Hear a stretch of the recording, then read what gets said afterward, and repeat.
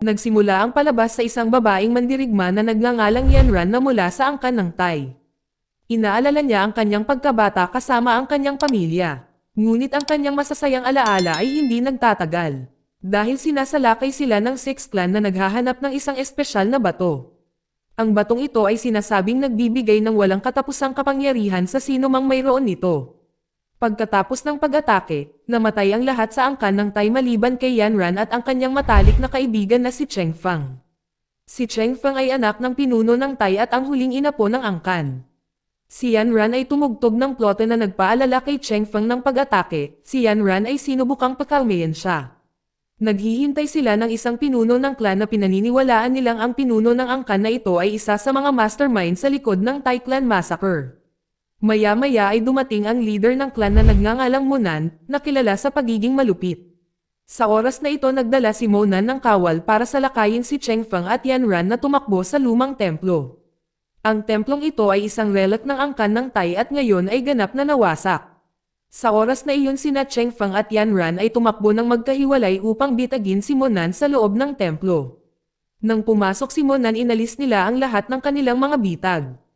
Matapos salakayin si Monan ng maraming beses, sinabi ni Cheng Fang na hindi niya kailanman inagaw ang anak ni Monan. Gumamit lamang siya ng manika para linlangin ito. Nang marinig ito ni Monan, lalo siyang nagalit. Pagkatapos ay tinanong niya kung sino talaga si Cheng Fang at bakit niya ginawa ang lahat ng ito. Ipinaliwanag ni Cheng Fang na siya ang huling miyembro ng Thai Clan. Mula noong massacre nag-aral siya ng husto para maging isang mahusay na mandirigma para makaganti kay Monan, ang nasa likod ng massacre. Namatay din ang ina ni Cheng Fang habang siya ay buntis. Si Monan ay mabilis na humingi ng tawad sa massacre 18 taon na ang nakakaraan na nagsasabing hindi niya sinasadya na mangyari iyon.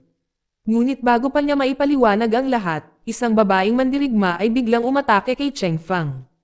Ang babaeng ito ay si Mo Jia, ang pangalawang anak ni Monan.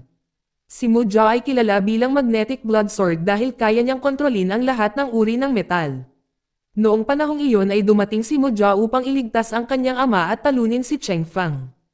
Hinamon ni Cheng Fang si Manje sa isang duel, ngunit nagsama si Manje ng mga kawal at nakuha nila si Yanran. Sinama din ni Mo Jia ang kanyang kuya na si Chang, para tumulong. Pinalibutan si Cheng Fang at Yanran, sa gitna ng sitwasyong ito isang kakaibang nilalang ang sumalakay sa mga tropa ni Monan. Nataranta ang lahat at naging alerto na lamang. Pagkatapos ay sinabihan ni Cheng Fang si Yanran na huwag gumalaw. Dahil ang nilalang sa ilalim ng lupa ay nakakaramdam ng mga yabag.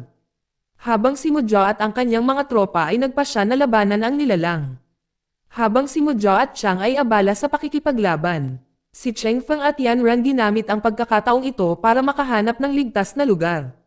Kabisado nila ang Thai Temple kaya mabilis silang nakahanap ng tagwan. Pumasok sila sa isang kuweba at doon nagpahinga saglit. Habang naghihintay ng katahimikan si Yanran na nagtataka sa kakaibang nilalang. Si Cheng Fang saka naalala ang isang kwentong narinig niya noong bata pa siya. Sinabi sa kanya ng kanyang yumaong mga magulang na ang templong ito ay itinayo upang magimbak ng mga Thai na bato na gusto ng ibang mga angkan. Ang mga mahiwagang batong ito ay sinasabing binabantayan ng mga higanteng nilalang. Kung sino man ang nais ng mga bato ay kailangang talunin ang mga nilalang na ito ngunit walang sino man ang nagawa nito. Lahat ng pumasok sa lihim na kuweba ay hindi na muling nakalabas. Habang nagkukwento si Cheng Fang bigla siyang nakarinig ng kakaibang ingay at hindi nagtagal ay pumasok ang isang lalaki sa kuweba. Noong una ay akala niya ang lalaki ay isa sa mga kakampi ni Monan. Ngunit tiyo pala ito ni Cheng Fang na si Chao. Si Cheng Fang ay nabigla dahil akala niya namatay ang tiyuhin niya. Sa parehong oras si Mo Jia at Chang ay pumasok sa templo para iligtas ang kanilang ama. Nang matagpuan nila ito ay nakahiga sa isang bato na may malubhang pinsala. Noong una ay inakala nila na siya ay inatake ng mga nilalang sa ilalim ng lupa. Ngunit pagkatapos ay napansin nila na ang kanyang mga sugat ay nagyelo. Napagtanto ni Mo Jia na ang mga sugat ay nanggaling kay Cheng Fang na pinagkadalubhasaan ang cold thread technique. Ayon sa alam ni Mo Jia na masasamang mandirigma lang ang makakagamit ng teknik na ito. Bago harapin si Cheng Fang, nagpasya si Mo Jia na bawasan ang sakit ng kanyang ama. Dahil kung hindi ay mamamatay ito sa loob ng 7 oras. Dinala ni Chao si Cheng Fang at si Yanran sa isang lugar kung saan ipinakita niya sa kanila ang isang metal na bagay na may palaisipan. Hiniling niya kay Cheng Feng na lutusin ang puzzle upang maprotektahan sila mula sa mga ligaw na nilalang. Si Cheng Feng ay madaling nalutas ang palaisipan dahil ang kanyang yumaong ama ang nagturo sa kanya. Bumukas ang metal na parang pinto na nagsiwalat ng lihim na pasukan sa sementeryo ng mga ligaw na hayop kung saan nakalagay ang tie stone. Ipinaliwanag ni Chao ang kapangyarihan ng Magic Stone at kung bakit hindi ito dapat kontrolin ng kahit sino para maiwasan ang maling paggamit. Ngunit gusto pa rin ng ibang angkan ang tie stone na humahantong sa brutal na massacre. Lalong lumaki ang galit ni Cheng Feng at naisip lang niya ang tungkol sa paghihiganti. Bago makasagot si Cheng Feng, binigyan siya ni Chao ng mapa upang mahanap ang tie na bato at makuha ang kapangyarihan nito. Pinangalanan din niya si Cheng Feng na bagong pinuno ng angkan ng Tai, na umaasang bubuhayin muli ang clan. Gayunpaman si Yan Ran ay hindi sumang-ayon sa plano ni Chao at pinagbawalan si Cheng Feng na hanapin ang Tai na bato. Dahil ipinagbabawal ng kanilang mga ninuno na hawakan ito. Sa kabila ng kanyang mga babala, pumasok si Cheng Feng sa lihim na kuweba at sinundan siya ni Yan Ran para masigurong hindi siya mamatay sa loob ng kuweba. Dahan-dahan silang gumalaw at maingat na pinaalalahanan sila ni Chao na ang kuweba ay puno ng mga ligaw na nilalang at mga bitag na ginawa ng kanilang mga ninuno. Pagkatapos nabuksan ni Cheng Feng ang mapa upang mahanap ang lokasyon ng tie stones. Bigla nakita siya ni Mu Jia at inatake siya. Sa gitna ng laban, si Chang kasama ng kanyang mga tauhan ay pinalibutan sila. Kinuha rin ni Mu Jia ang mapa mula kay Cheng Feng na nagsasabing hindi niya ito hahayaang kontrolin ang tie stone. Maliban na lang kung bibigyan siya nito ng antay para gumaling ang ama nito. Dahil maaaring gamutin ni Cheng Feng ang mga sugat sa pamamagitan ng kanyang cold thread technique. Habang nagtatalo sila, yumanig muli ang sahig ng kuweba at lumitaw ang isang higanteng kuhol na umaatake sa kanilang lahat. Buti na lang at tumakbo si Cheng Feng at Yan Ran upang maiwasan ang pag-atake ng kuhol. Ngunit marami pang mabangis na hayop na maaaring lumitaw sa anumang oras. Alam ni Cheng Feng na kailangan niyang hanapin ang tie stone ng mabilis. Si Mu Jia pagkatapos ay tinanong niya si Cheng Feng kung bakit niya siya iniligtas kahit na siya ay may sama ng loob sa kanilang ama. Ipinaliwanag ni Cheng Feng na ang kanyang galit ay laban lamang sa kanilang ama, hindi sa kanyang mga anak. Sina Mu Jia at Chang ay nakaramdam ng pasasalamat. Matapos talunin ang kuhol, hinawakan ni Cheng Feng ang mapa na nahulog mula sa kamay ni Mu Jia at tumakbo upang kunin ang bato. Ngunit pagkatapos ay inatake siya ng isang mandirigma na nagngangalang Woping na gusto din ang mapa. Si Woping ay tumakas at hinabol siya ni Cheng Feng sa isang pugad ng higanteng gagamba. Nawala si Woping na iniwan ang mapa, kaagad pagkatapos si Yan Ran at Chao ay naabutan si Cheng Feng sa pugad. Noong basahin na nila ang mapa, si Mu Jia at ang kanyang tauhan ay pinalibutan nila si Cheng Feng na gustong tapusin siya ni Chang. Pero pinigilan siya ni Mu Jia dahil alam niyang si Cheng Feng lang ang makakapagpagaling sa kanilang ama at kailangan nila ng tie stone para maibalik ang lakas niya. Pumayag si Cheng Feng na makipagpayapaan hanggang sa makuha nila ang tie stone. Gayunpaman kailangan nilang dumaan sa isang higanteng sapot ng gagamba nang hindi nagising ang gagamba.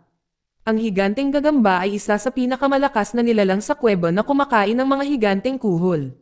Si Cheng Feng na marunong bumasa ng mapa nagpasya na lumikha ng isang landas sa pamamagitan ng sapot ng gagamba. Ngunit hindi niya sinasadyang nagising ang gagamba. Sa tulong ni Mu Jia at Yan Ran ay naiwasan ni Cheng Feng ang higanteng gagamba.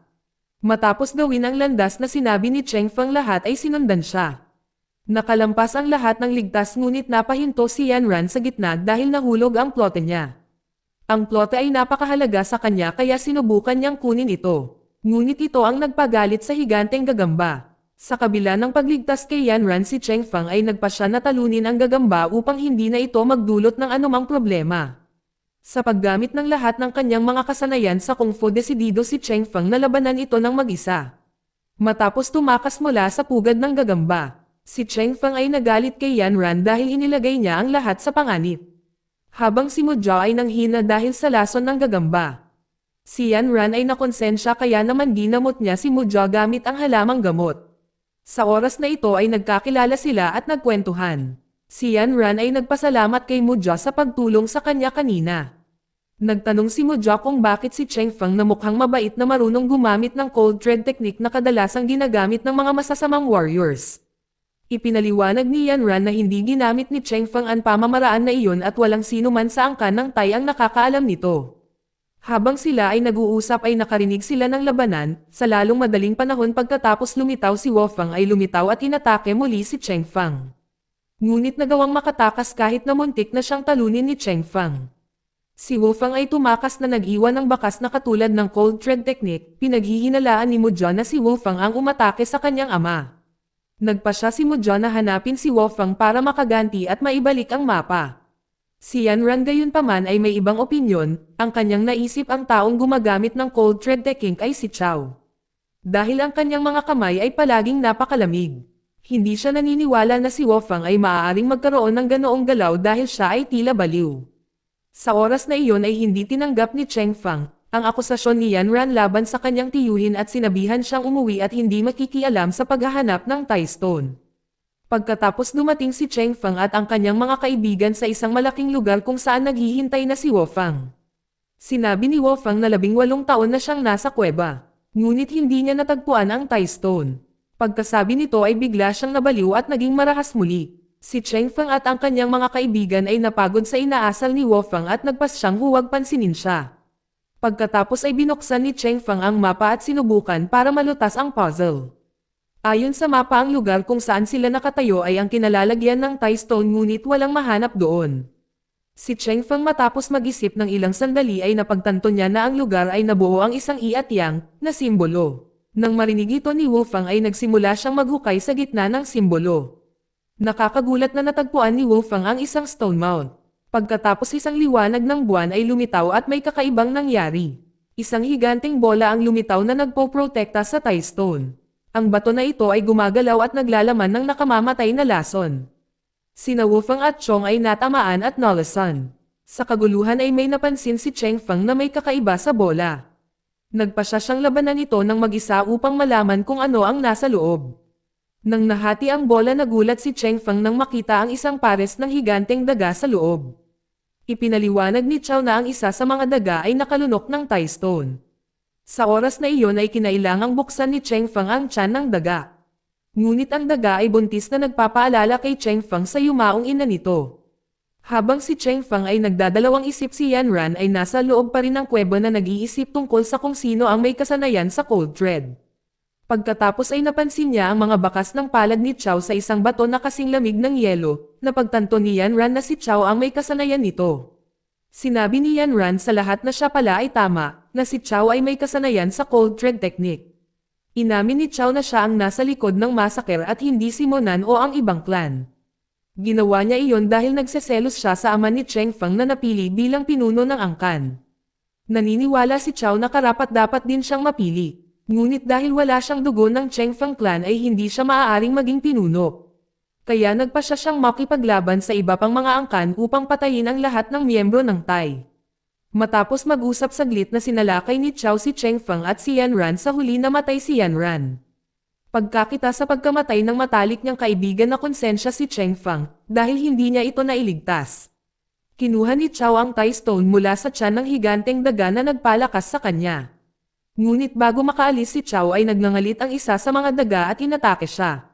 Samantala dinala ni Chang si Mudja sa isang ligtas na lugar upang protektahan siya mula kay Chao. Bilang isang mandirigma hindi pinayagan ni Chang si Chao na mamuno sa mundo dahil sa kanyang masasamang plano. Kaya hinamon niya si Chao sa one-on-one na tunggalian.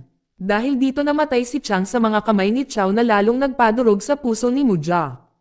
Pagkagising ni Wolfang, matapos siyang mawalan ng malay sa loob ng mahabang oras. Kakaibang hindi na siya baliw pagkatapos na tinamaan ng higanteng bola. Si Wolfang sa katinulungan ang naghihingalong si Cheng Fang sa pamamagitan ng pagpapagamot sa kanya ng mahiwagang tubig na nakababad. Noong mga oras na iyon ay ayaw niyang mamatay si Cheng Fang bago mahanap ang Thai Stone kahit na ang bato ay nasa kay Chao na. Habang ginagamot nakita ni Wolfang ang kwintas na suot ni Cheng Fang at biglang naalala ang kanyang madilim na nakaraan. Si Wolfang pala talaga ang biological na ama ni Cheng Fang at ang pinuno ng Thai clan. Si Wolfang ay nagpaliwanag na nakaligtas siya sa massacre at pumasok sa kuweba kasama ang isang estudyante para hanapin ang Thai Stone para maghigantay. Sa kasamaang palad ay napatay ang kanyang estudyante at naligaw ng landas si Wolfang at nabaliw. Dahil hindi siya pinaniwalaan ni Cheng Fang naghilamo si Wolfang ng kanyang mukha para ipakita ang kanyang tunay na katauhan. Ipinaliwanag ni Wu Fang na isang malaking sakuna ang darating dahil kabisado ni Chao ang Tai Stone. Ang bato ay talagang isang selyo na pumipigil sa milyon-milyong ligaw na nilalang na makapasok sa mundo ng mga tao. Ngayon kailangan nilang isara ang gate upang iligtas ang sangkatauhan. Upang magawa ito kailangan nilang i-on ang balbula sa kuweba gamit ang kanilang Tai technique. Sa kasamaang palad kahit na nagawa nilang isara ang seal, si Wu Fang ay nadurog ng isang malaking bato at nagsimula ang isang malaking windstorm. Bago natangay ng hangin sinabi ni Wu Fang sa kanyang anak na masaya siyang makita itong lumaki kahit na panandalian lamang. Matapos sabihin ito isinakripisyo ni Wu Fang ang kanyang sarili para iligtas si Cheng Fang. Dinala si Cheng Fang ng windstorm sa ibang kaharian na pinamumunuan ng kanyang mga ninuno. Doon niya narinig ang kanilang mga boses na nagsasabi sa kanya na hindi siya karapat-dapat na maging pinuno ng Tai. Sinabi nila na si Cheng Fang ay masyadong nakatuon sa paghihiganti at nakalimutan na mamuhay bilang isang mandirigma. Sinabi rin nilang masyado siyang makasarili hindi pinapansin ang kaibigang si Yan Ran na nangangailangan ng kanyang atensyon. Si Cheng Fang ay nakaramdam ng matinding panghihinayang. Hiniling sa kanya ng mga ninuno na palayain ang kanyang sama ng loob. Kapag ang kanyang puso ay dalisay kaya niyang talunin si Chao. Kasabay nito nilapitan ni Chao si Mo na nakahiga pa rin. Buti na lang dumating si Mo Jia sa tamang oras para protektahan at tulungan ang kanyang ama. Gayunpaman ang kanyang kapangyarihan ay masyadong mahina kumpara sa kapangyarihan ng Tai Stone. Sinabi ni Monan ang nakakagulat na sikreto bago siya mamatay. Sinabi niya kay Mo Jia na siya talaga ang biological na kapatid ni Cheng Fang.